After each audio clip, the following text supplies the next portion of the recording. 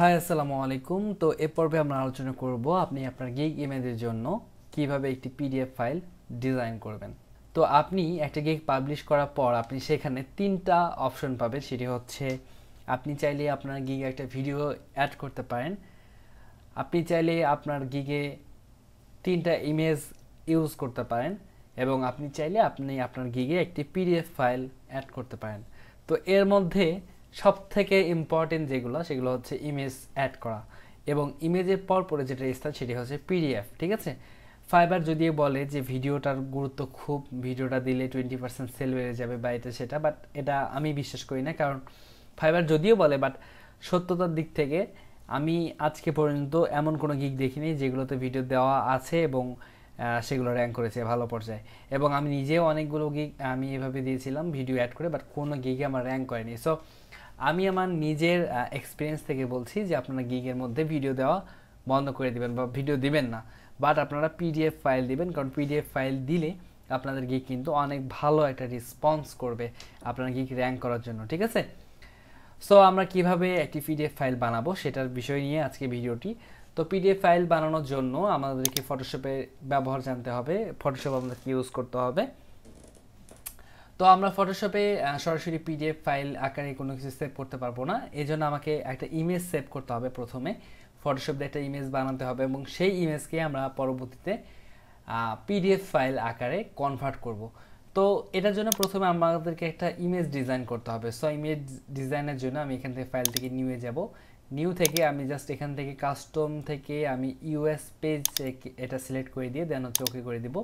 দেখেন এই পেজটা আমার চলে আসলো। সো আমি চাইলে এটা ক্রপ করতে পারি, ক্রপ করে বড় করব আমি যদি চাই আর কি। সো আমি চাই আমি একটু বড় করব, এটা একটু লম্বায় বড় করব। আচ্ছা, লম্বায় বড় করলাম, ধরেন এত বড় থাকলো।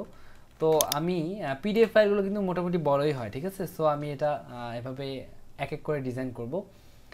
তো আমি প্রথমে আমি আজকে দেখাবো যে একটা লোগোর কীভাবে আপনি পিডিএফ বানাবেন। ঠিক সেমভাবেই সব কিছুই আপনি একই সিস্টেমে পিডিএফ কিন্তু বানাতে পারেন। আমি জাস্ট আজকে লোগো নিয়ে দেখাবো। তো ধরেন আমি এটা এখানে দিয়ে জাস্ট এখানে দিলাম যে my logo design, Bangla text আসছে, আমি এটা ইংলিশ করে দিব।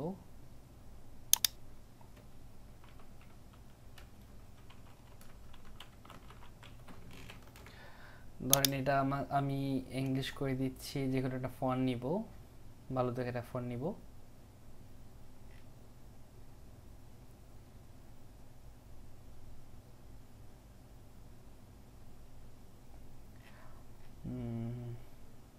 আচ্ছা, এই ফন্টটা আপাতত নেই।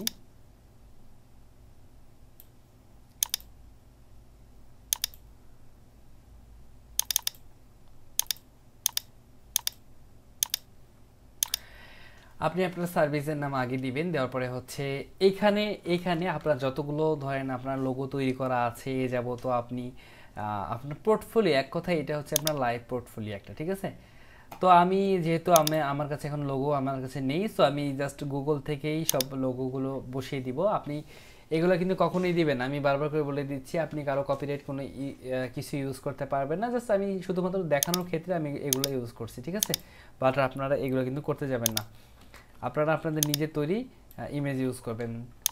আপনারা এরকম পিডিএফ বানানোর জন্য এরকম একটা ফাইল নিয়ে আপনাদের যত প্রকার ডিজাইন আছে আপনাদের করা সবগুলো ডিজাইন এখানে সুন্দরভাবে প্রেজেন্ট করবেন।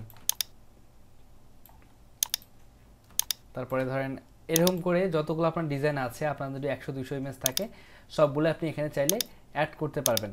ঠিক আছে, আপনার পিডিএফটা কত বড় হবে সেটা কিন্তু ফাইবার কিছু বলবে না, পিডিএফ এর সাইজ কত বড় হবে।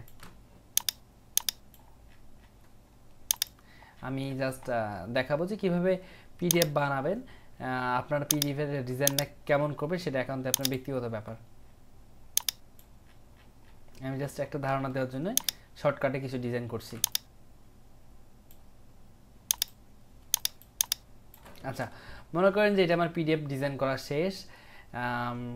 আমি নিচে লিখে দিতে পারি যে অর্ডার নাও, বা এমন কিছু চাইলে লিখে দিতে পারি।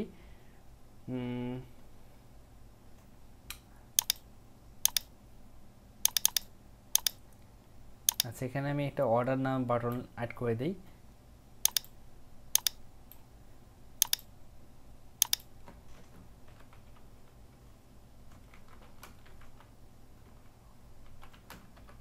প্লিজ অর্ডার নাও। সাদা কালো যার কারণে দেখা যাচ্ছে না, আমি এটার উপরে বসালে দেখা যাবে।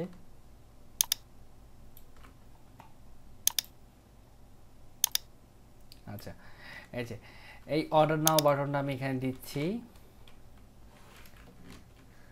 আচ্ছা, ধরেন আমার এটা পিডিএফ ডিজাইন, আপনারা এটা একটু ভালোভাবে ডিজাইন করার চেষ্টা করবেন। আমি জাস্ট শর্টকাটে ডিজাইনটা করলাম, যার কারণে হয়তো বা সিম্পল একটা ডিজাইন হলো, বাট আপনারা একটু ভালো মতো ডিজাইন করার চেষ্টা করবেন, ঠিক আছে?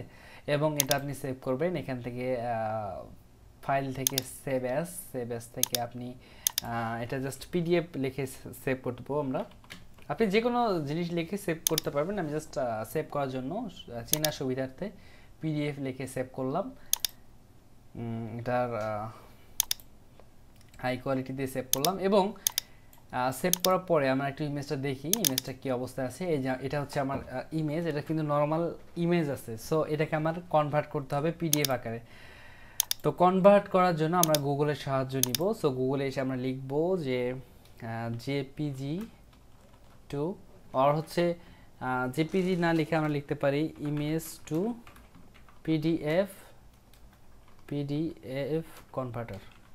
কনভার্টার লিখে সার্চ করবেন, অসংখ্য সাইট পাবেন আপনি ইমেজ থেকে পিডিএফ তৈরি করা।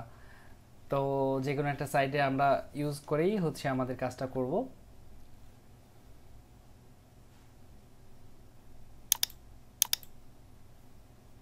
স্যার নেট কি স্লো হয়ে গেছে?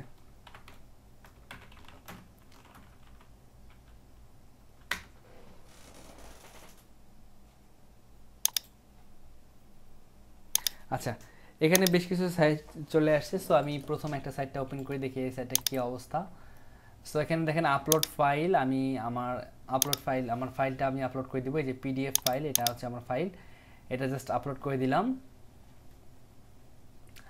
আচ্ছা, এটা আপলোড হয়েছে, এটা হচ্ছে, আচ্ছা কমেন্টে ক্লিক করলাম, দেখেন এই যে আমার কিন্তু এটা পিডিএফ ফাইল আকারে আমার সেভ হয়ে গেলো। দেখেন এটা কিন্তু আমার এখন পুরোপুরি পিডিএফ ফাইল আকারে সেভ হয়ে গেছে, ঠিক আছে? এই পিডিএফ বানানো কিন্তু একদম সহজ একটি কাজ, এটাতে তেমন কোনো কিছুই নেই। এই যে আবার পিডিএফ ফাইল দেখেন সেভ হয়ে আসছে, এটা কিন্তু সম্পূর্ণ একটি পিডিএফ ফাইল, ঠিক আছে? এই যে পিডিএফ। সো পিডিএফ ফাইল কিন্তু আপনার গিগ র্যাঙ্কিংয়ের জন্য অনেক কাজ করবে। সো আপনারা অবশ্যই একটা পিডিএফ ফাইল তৈরি করে নেবেন, ভালো হাই কোয়ালিটির একটা ডিজাইন করে পিডিএফ ফাইলগুলো তৈরি করে নেবেন। সো আজকে ভিডিওটা জাস্ট আমি দেখালাম যে কীভাবে আপনি একটি পিডিএফ ফাইল তৈরি করবেন ইমেজ থেকে এটি কনভার্ট করে। তো আশা করি এ বিষয়ে ক্লিয়ার ধারণা পেয়েছেন। যদি এই বিষয়ে কোনো প্রশ্ন থাকে অবশ্যই আমাদের গ্রুপে পোস্ট করবেন। ধন্যবাদ সবাইকে।